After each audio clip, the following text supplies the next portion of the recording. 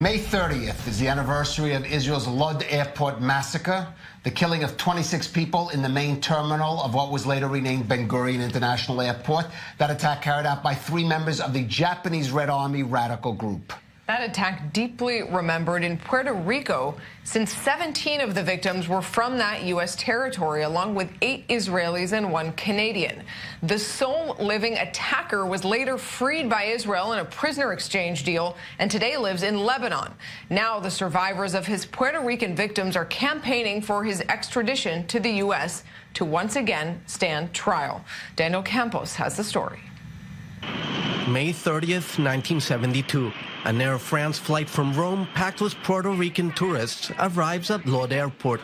Also on board were KOZO OKAMOTO and 2 of his partners. Members of the Japanese Red Army, trained and logistically assisted by the Popular Front for the Liberation of Palestine, financed by North Korea. As their suitcases appeared on the conveyor belt, the 3 retrieved machine guns and grenades and opened fire on travelers in the arrival hall. 26 people perished in the attack, 17 of them pilgrims from Puerto Rico. KOZO OKAMOTO was the only attacker who survived the event.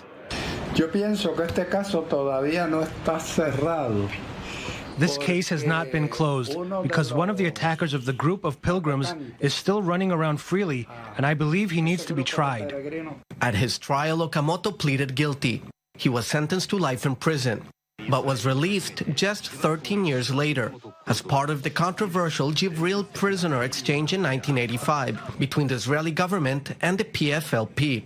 Today, OKAMOTO is a free man living in Beirut. He continues to be praised as a hero, while surviving victims still bear the scars from the horrors of that day. KOZO OKAMOTO needs to pay for our suffering. I take pills ever since. I need tranquilizers to sleep. And even with the pill, sometimes I manage to sleep. Sometimes I don't, because of the trauma. I remember she was excited about the trip. She wanted to see the land where Jesus was born and bring photographs and souvenirs for the family. And I told her, Blanca, be careful. There are hostilities in the area. She answered, I go with Christ, and if I die with Christ.